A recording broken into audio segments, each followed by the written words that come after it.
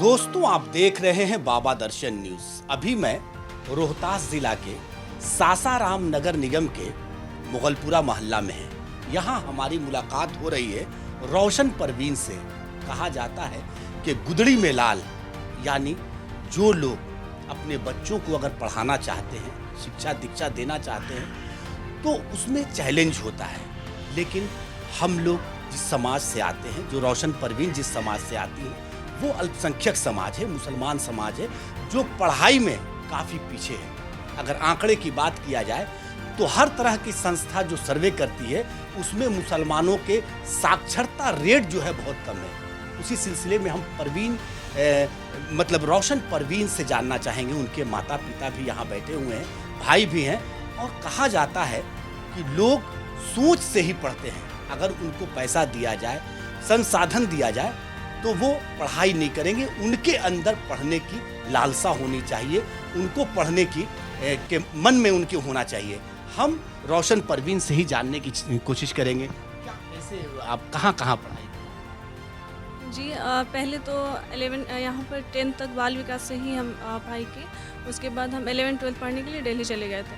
वहाँ से 12th करने के बाद फिर हम कोटा में तैयारी किए 2 साल। और कोटा में कौन सा इंस्टीट्यूट? Elon institute.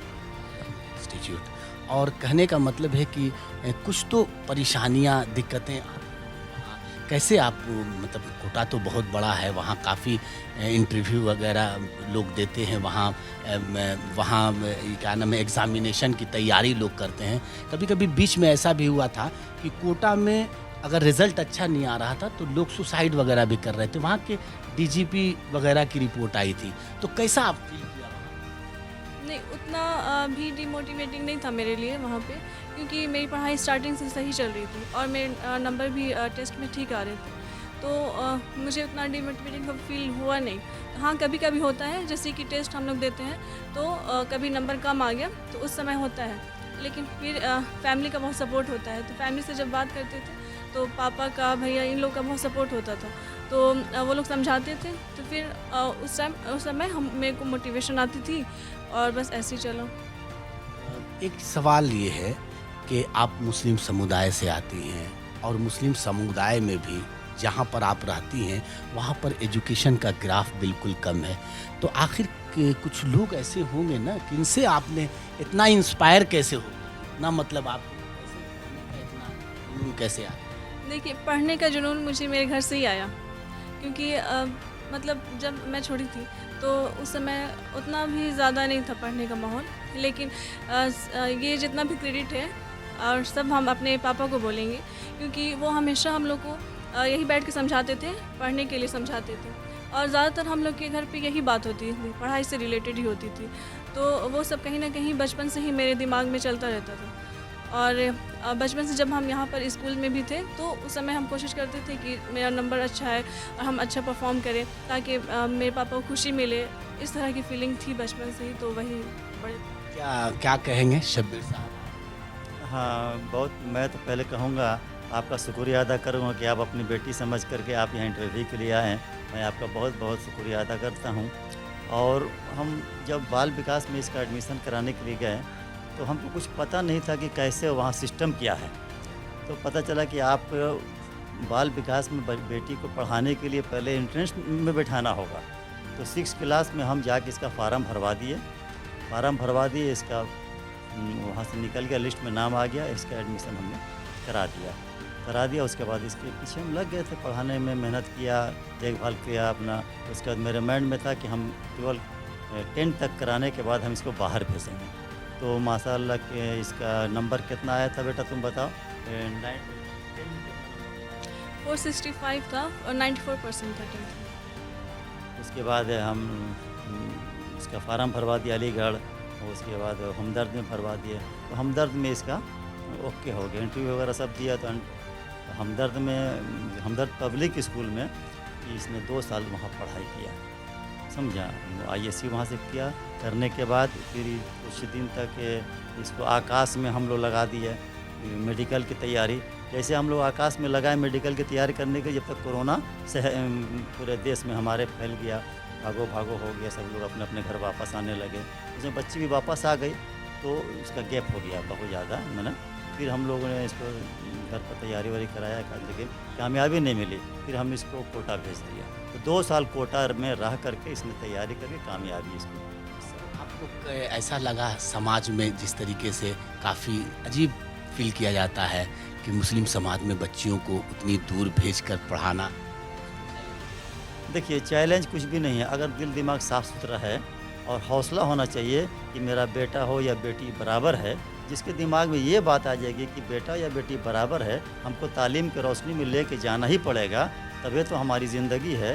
तो अगर इस तरह का जो सोचेगा उसकी बेटा बेटी सब आगे निकल जाएगा। समाज हमसे ना है। अगर हम इस समाज को छोड़ के कहाँ जाएंगे? आज हम समाज को सुधारने की कोशिश कर रहे हैं। अपने बाल बच्चे के ऊपर हम पहले गाँव लगा दिए, पैसा लगा दिए कि पढ़ो भाई। अब इसको देख के मेरे अगल बगल के लोग भी चाहेंगे कि हम भी पढ़ें। तो पहले हम कोई ना कोई आदमी तो पहल तो करे, कम से कम शुरुआत तो करे, तभी तो आगे समाज आगे बढ़ेगा। आज सारे लोग पढ़ रहे हैं, कोई तो जाहिल नहीं नज़र आ रहा। क्या कहेंगे आप मेरे दर्शकों को, क्या कहेंगे, किस तरीके से क्या करना चाहिए? देखिए मैं यही बोलूँगी कि अगर कुछ भी सोचा जाए कुछ ही बनने के लिए तो हर चीज़ पॉसिबल होता है। नामुमकिन जैसी कोई चीज़ नहीं होती है, लेकिन बस शर्त ये होती है कि हम लोग को लगातार मेहनत करते रहना चाहिए और मायूस नहीं होना चाहिए। कभी भी फेल होते हैं, मैं भी बहुत बार फेल हुई हूँ, तो बुरा लगता था उस समय, लेकिन फिर से वैसा जज्बा पालते थे कि नहीं, फिर से मेहनत करेंगे, दोबारा हो जाएगा। ये भरोसा के साथ मेहनत करती थी। रोशन परवीन की अम्मी भी हैं, उनसे तो मतलब हम लोग को बहुत शौक भी था और इनको भी शौक था, तो हम लोग बोला कि चलिए पढ़िए। और इनका मतलब उतना जज्बा भी था कि हम मतलब पढ़ें, और ये फेल हुई 2 बार तो कहीं कि नहीं हमको चांस दिया जाए, फिर हम पढ़ेंगे। तो हम लोग भेज दिया कि जाइए पढ़िए। वो तो कोरोना की वजह से, कोरोना की बीमारी थी और बीमारी में अफरा तफरी जो पूरे हिंदुस्तान क्या दूसरे देशों में भी पूरी दुनिया के अंदर। तो उस टाइम यहाँ ही ना, तो इनको हम लोग रखा घर पे और घर पे ही पढ़ें, मतलब ऑनलाइन पढ़ें। और 15 रोज इनके साथ हम जाके रहें भी कोटा में। इसको देखा भी, बहुत परेशानी थी, इतनी गर्मी में जा रही थी, सुबह सुबह उठ करके और पढ़ के आ रही थी, 1 बज जाता था, एकदम पसीने पसीने एकदम मतलब, और रात भर जग जग के इसमें पढ़ा। औंघा रही थी, पढ़ रही थी, उठ रही थी, इसको उठा रहे थे हम, बाबू सो जाओ, कहे कि नहीं हम नहीं सोएंगे, हम पढ़ेंगे, आप सोइए। ये सब देखिए रोशन परवीन की अम्मी ने कहा कि काफ़ी कठिन था, काफ़ी कठिन दौर से गुजरी हैं, लेकिन हाँ मन में था कि हमें कुछ करना है, पढ़ना है, और उसी हिसाब से इन्होंने काम किया। और आज नीट की जो परीक्षा है वो बहुत टफ होती है और उसको निकालना एक बहुत बड़ी बात है, बहुत बड़ा चैलेंज है रोहतास ज़िले के लिए भी और ख़ास ससराम के लिए भी। कैमरामैन राजेश कुमार के साथ मैं इनामुल्लाह खान। अगर आप इस वीडियो को फेसबुक पर देख रहे हैं तो फेसबुक पेज को लाइक कीजिए और वीडियो को शेयर कीजिए। अगर आप इस वीडियो को यूट्यूब पर देख रहे हैं तो यूट्यूब चैनल को सब्सक्राइब कीजिए और घंटी के आइकॉन को दबाइए।